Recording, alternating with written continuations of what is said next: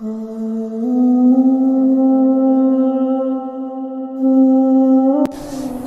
تابعی بزرگ کا بیان ہے کہ مجھے حضرت سیدنا علی المرتضیٰ شیر خدا رضی اللہ تعالیٰ عنہ کی زیارت کا بڑا شوق تھا، لیکن بس کچھ وقت نہیں نکل سکا۔ آپ فرماتے جب اللہ نے موقع عنایت فرمایا تو تب حضرت علی رضی اللہ تعالیٰ عنہ مدینہ طیبہ سے کوفہ تشریف لا چکے تھے، اور کہتے ہیں جب میں کوفہ حضرت سیدنا علی المرتضیٰ رضی اللہ تعالیٰ عنہ کی زیارت کے لیے گیا تو وہ رمضان کا ماہ تھا۔ تو آپ فرماتے جب افطار کا وقت آیا تو بڑا پرتکلف کسی امیر کا وہ لنگر خانہ تھا جہاں میں نے روزہ افطار کیا، انواع و اقسام کی نعمتیں موجود تھیں۔ آپ فرماتے جب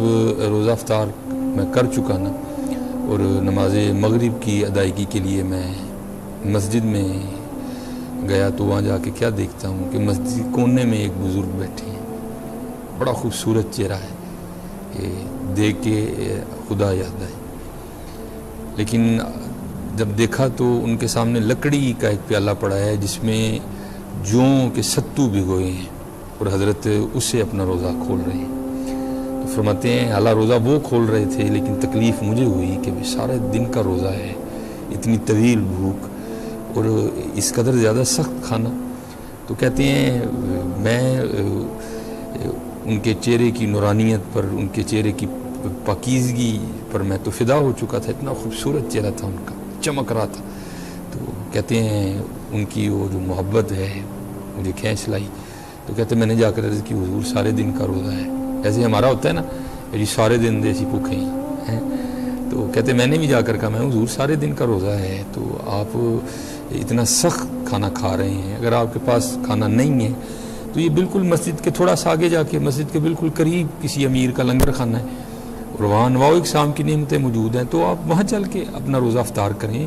اتنی طویل بھوک کے بعد اتنا سخت کھانا تو نہ کھائیں۔ تو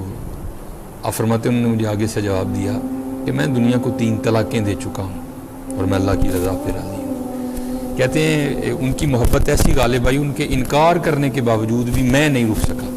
تو کہتے ہیں میں نے نماز مغرب پڑھی اور میں اس لنگر خانے میں واپس گیا اور وہاں جا کر میں نے لوگوں سے پوچھا کہ اس لنگر خانے کے انچارج کون ہے اس کو چلانے والے، کون اس کو دیکھ رہے ہیں؟ تو کہتے ہیں ایک نوجوان کی طرف اشارہ کیا گیا، بڑے خوبصورت تھے وہ بھی، کہتے ہیں بتایا گیا کہ اس لنگر خانے کو چلانے والے یہ ہیں۔ کہتے ہیں جب میں ان کی خدمت میں حاضر ہوا اور میں نے جا کر عرض کی حضرت آپ کا اتنا بڑا لنگر خانہ ہے، خاص و عام آ کے آپ کے لنگر خانے سے روزہ افطار کر رہے ہیں، کھانا کھا رہے ہیں، انواع و اقسام کی نعمتیں موجود ہیں، تو سخاوت کا ایک دریا بہہ رہا ہے آپ کے لنگر خانے میں، لیکن پاس ہی مسجد میں ایک بزرگ بیٹھے ہیں، بڑے خوبصورت چہرے کے وہ مالک ہیں، تو سارے دن کا طویل جو ہے نا وہ ایک روزہ ہے، طویل ایک بھوک ہے، تو ان کے سامنے لکڑی کے پیالے میں جوں کے ستو بھگوئے ہیں جس سے وہ روزہ کھول رہے ہیں۔ حالانکہ روزہ وہ کھول رہے تھے لیکن تکلیف مجھے ہو رہی تھی کہ سارے دن کی بھوک اور اتنا سخت کھانا۔ تو میں نے ان کی بارگاہ میں عرض کی کہ حضرت آپ لنگر خانے میں تشریف لے چلیں، تو وہاں انواع و اقسام کے کھانے پکے ہیں تو آپ وہاں سے اپنا روزہ افطار کریں۔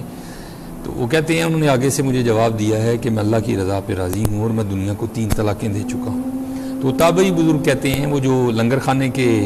انچارج تھے نا، انہوں نے مجھ سے سوال کیا کہ آپ کون ہیں؟ کہتے ہیں میں نے اپنا تعارف کروایا۔ تو کہتے ہیں کوفہ کس نیت سے آپ تشریف لائے ہیں؟ تو کہتے ہیں میں نے کہا میں یہاں حضرت